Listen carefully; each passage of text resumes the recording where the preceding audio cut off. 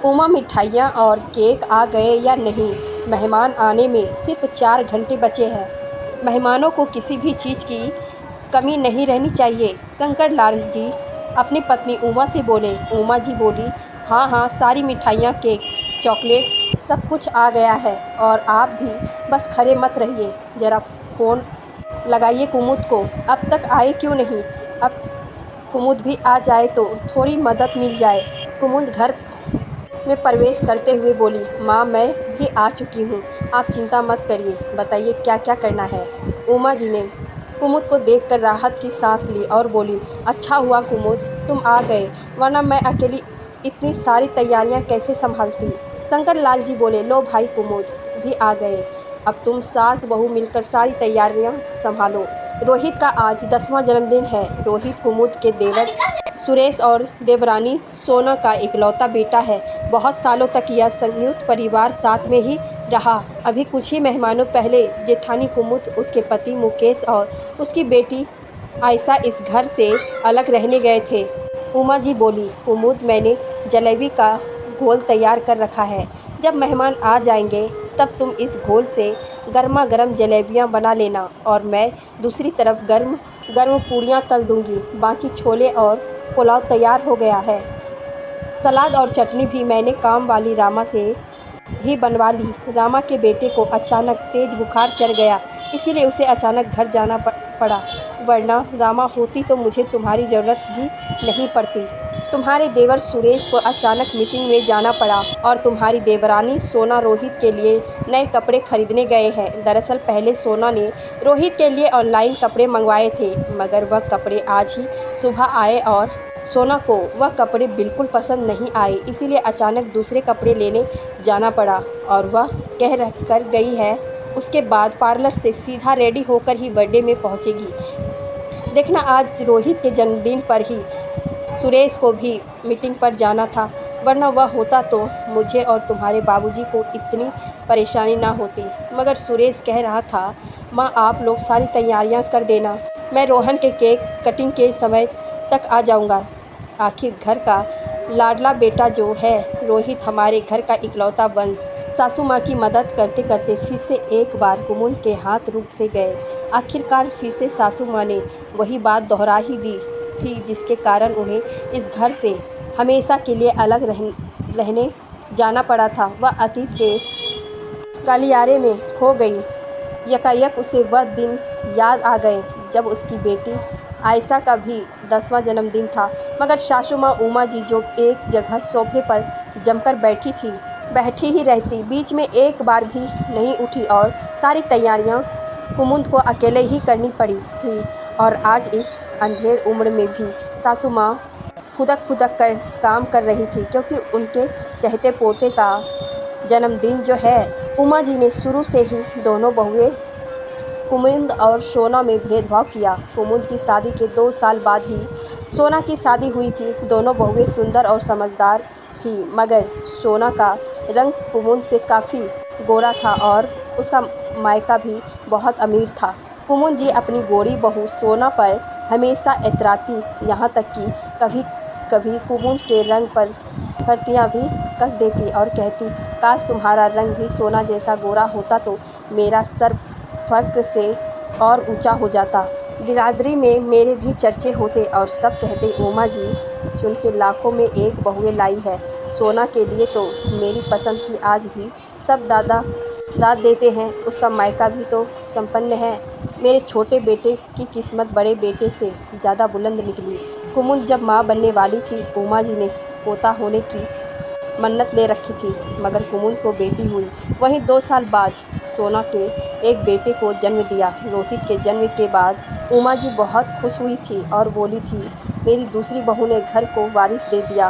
यही सब कारण थे जिस वजह से उमा जी की पहली पसंद हमेशा सोना रही और सासू माँ ने हमेशा से देवर जी से भी बहुत प्यार किया था, क्योंकि देवर सुरेश की आमदनी बड़े भाई मुकेश से ज़्यादा थी और उसमें कोई शक नहीं, जो बेटा माँ को प्यार होता है उसके बच्चे भी उन्हें प्यारे होते हैं।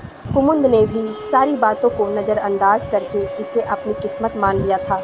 जब कुमुद और उसका परिवार यहाँ साथ में रहते थे, उमा जी जेठानी देवरानी में तो भेदभाव करती ही थी, अब उनके बच्चों में भी भेदभाव करने लगी थी। रोहित के लिए बड़ी चॉकलेट और कुमुद की बेटी आयशा के लिए छोटी चॉकलेट, घर की हर चीज़। त्यौहार पर रोहित को ज़्यादा पैसा देना और आयशा को कम, यह सब अब आयशा को भी नज़र आने लगा था, क्योंकि वक्त के साथ दोनों बच्चों में भी तो बड़े हो रहे थे। एक दिन रक्षाबंधन के मौके पर जब दोनों जेठानी देवरानी अपने अपने मायके जाने निकल रही थी, उमा जी ने बहुत सारे गिफ्ट रोहित को देते हुए कहा, यह लो, नानी के घर खाली हाथ नहीं जाते। जब आयशा बोली, रोहित को इतने सारे गिफ्ट्स और मुझे कुछ नहीं दिया दादी अपने, तब उमा जी बोली, अरे तू ठहरी लड़की जात, तू क्या करेगी उपहारों का। रोहित इस घर का इकलौता वंश है, इसी की वजह से तो कल के दिन हमारे खानदान का नाम रहेगा। और जा तू अपनी नानी से उपहार मांगना, वैसे भी आज रक्षाबंधन है तो तुझे नानी के घर से उपहार मिलेंगे। कुमुद को उमा जी की यह सारी बातें बहुत बुरी लगती, बस अपनी सास को कभी पलटकर जवाब नहीं देती थी, मगर अब सारी बातें उसे बर्दाश्त नहीं होती थी। अपने और सोना में किए भेदभाव को तो कुमुद ने बर्दाश्त कर लिया था, मगर आयशा और रोहित में भेदभाव उससे बर्दाश्त ना हो पाता था। रोहित ने तुरंत इतने सारे उपहारों में से एक उपहार निकाला और आयशा को देते हुए बोला, दीदी यह लो, मेरी तरफ से आपको यह गिफ्ट, आपने मुझे आज राखी बांधी थी ना। रोहित आयशा से 2 साल छोटा था, मगर फिर भी उमा जी से ज़्यादा समझदार था। आयशा उस एक उपहार से खुश तो हो ही गई थी, मगर दादी के लिए उसके दिल में नफरत बढ़ने लगी थी, क्योंकि आयशा ने अपनी दादी को रोहित को चुपके से उपहार देते हुए भी देखा था और कहते हुए भी सुना था कि आयशा को मत दिखाना, वरना उसे भी कुछ देना पड़ेगा। मगर हर बार की तरह रोहित अपनी सारी चीज़ें आयशा को बराबर बांटता, क्योंकि वह अपनी बहन से बहुत प्यार करता था। अब घर में यह नाटक हर 30 त्यौहार पर होने लगा था। जन्माष्टमी के दिन जब रोहित ने उमा जी के पाँव छुए तो उमा जी ने तुरंत 2000 का नोट रोहित को पकड़ा दिया था और कहने लगी, बेटा तू ना होता तो यह जन्माष्टमी का त्यौहार तेरे बिना अधूरा रह जाता। उतने में पीछे से आयशा आई, उसने भी उमा जी के पाँव छुए तो उमा जी बोली, अरे लड़कियां पाँव नहीं छूते कभी। आयशा बोली, रोहित ने आपके पाँव छुए तो आपने उसे 2000 का नोट दिया दादी, और मुझे आपके पाँव भी नहीं छूने दे रही हो। उमा जी अपने पर्स में से 100 रुपया का नोट देकर आयशा से बोली, यह लो पैसे, बस अब जाओ यहाँ से। आयशा को वह 100 का नोट लेकर कुमुद के पास आई और उसने रोकर सारी बात कुमुद को बताई। रात को जब घर मुकेश आया, बोली, मुकेश, माँ का व्यवहार कभी आयशा और मेरे लिए अच्छा नहीं था, यह बात मैं जानती थी, मगर अब पानी सर से ऊपर निकल गया है। संयुक्त परिवार में रहकर मेरी बेटी को हर पल नीचा दिखाया जाए, यह मैं बर्दाश्त नहीं करूँगी। इससे पहले कि बहुत देर हो जाए, हमें यहाँ से अलग हो जाना चाहिए। अब तक जो भी हुआ मैंने उसे अपनी किस्मत मान लिया था, मगर अब मेरी बेटी को मैं नहीं झुकने दूँगी।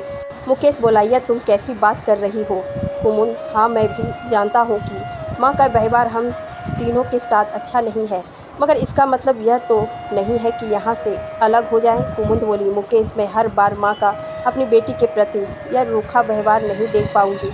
लड़की है तो क्या उसका कोई मान सम्मान नहीं है? तुम्हारी माँ ने हमेशा अपने बेटों बहुओं में तो फ़र्क किया ही है, मगर अब इन मासूम बच्चों में भी फ़र्क करने लगी, वह भी सिर्फ इसीलिए कि आयशा एक लड़की है और रोहित एक लड़का है जो उनके कुल का नाम ऊंचा करेगा। मुकेश को भी कुमुद की बात सही लगी और उसने संयुक्त परिवार से अलग होने का निर्णय लिया। कुमुद और उसके पति मुकेश ने अब तक घर की सारी जिम्मेदारियां बखूबी निभाई थी, मगर जब बंटवारा हुआ तो सासू माँ ने देवर जी के साथ रहने की मांग की। वह चाहती थी तो थोड़ा थोड़ा समय दोनों बेटों के पास रहती, मगर उन्होंने छोटे बेटे को चुना और अपनी सारी संपत्ति भी उसी के नाम की। कुमुद को दुख संपत्ति उसके नाम करने का नहीं था, बल्कि दुख इस बात का था कि उन्होंने कभी मुकेश और कुमुद को वह प्यार नहीं दिया जिसके वो भी हकदार थे। सासू माँ की जवाब पर हमेशा देवर जी और उनकी पत्नी सोना का नाम ही रहता। बस काम पड़ने पर उन्हें बड़े बेटे और बड़ी बहू की याद आती। आज भी कुमुद इस बात का जवाब नहीं जान पाई थी, कैसे माँ बाप अपने ही 2 बेटों में इतना भेदभाव कर लेते हैं। उमा जी की आवाज़ से कुमुद की तंत्रा टूटी। अरे सोना बेटा, तू अब तक तैयार नहीं हुई? तू तो तैयार होकर आने वाली थी ना?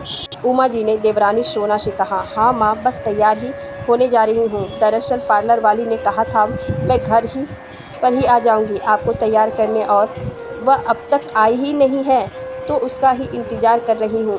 उमा जी बोली, उसे फ़ोन करके जल्दी बुला, आखिर हमारी लाडले का 10वां जन्मदिन है, तुम्हें ही सबसे सुंदर दिखना है। आखिरकार बेटे की माँ हो जो ठहरी। उतने में ही वहाँ रोहित नए कपड़े पहनकर आ गया।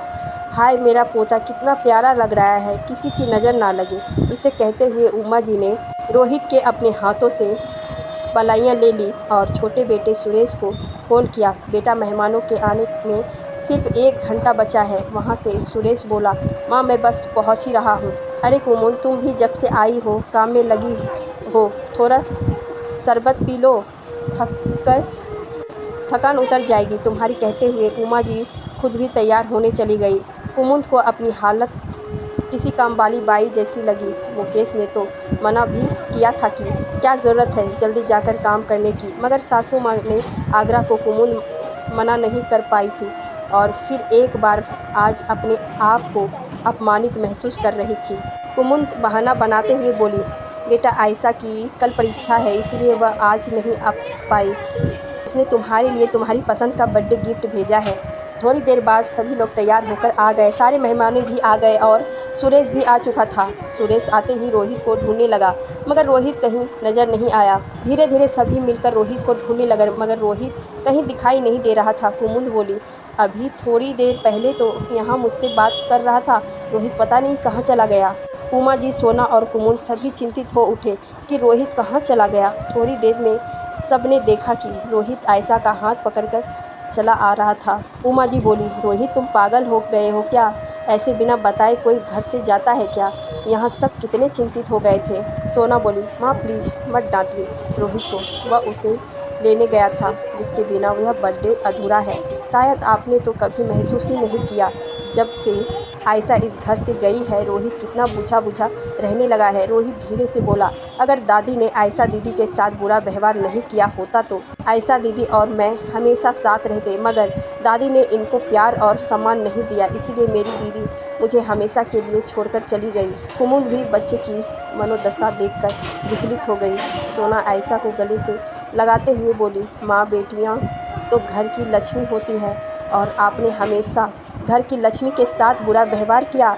उमा जी ने उन्हें आज तक दोनों बेटों बहुओं और यहाँ तक दोनों पोतों पोतियों में भी फ़र्क किया था। आज उन्हें अपनी गलतियों का साफ साफ नज़र आ रही थी। उमा जी के पति बोले, उमा तुमने तो बच्चों के मानस पलट पर अपनी छवि ही खराब कर दी। दोनों भाई बहनों के मन में तुम एक दूसरे के खिलाफ दूरियां लाना चाहती थी, मगर इन दोनों दूरियां के प्यार ने यह सब साबित कर दिया कि जो भेदभाव करता है वह इंसान गलत है। सभी की बातें सुनकर उमा जी शर्म के कारण सिर भी नहीं उठा पा रही थी। उमा जी ने अपनी पोती आयशा को गले से लगा लिया और कुमुद को आयशा दोनों से माफ़ी मांगी। अपने बेटे मुकेश को उन्होंने तुरंत फ़ोन लगाया और बोली, मुकेश तू घर का बड़ा बेटा है और तेरे बिना रोहित का बर्थडे अधूरा है। आज पहली बार उमा जी के मुंह से मीठे शब्द सुनकर मुकेश भी तुरंत दौड़ा चला आया। मुकेश और सुरेश दोनों भाई गले लग गए। रोहित ने केक काटा और सबसे पहले आयशा को खिलाया। यह संयुक्त परिवार जो बिखर गया था आज वापस एक हो गया। दोस्तों, बहुत बार माँ बाप का यह व्यवहार भेदभाव रिश्तों में खटास पैदा कर देते हैं। ज़रूरी नहीं है कि जगह रिश्ते वापस संवर जाए, मगर हमारी पहल तो यही होनी चाहिए कि कभी भी दो बेटों दो बहुओं और उनके दो बच्चों में भेदभाव ना करें।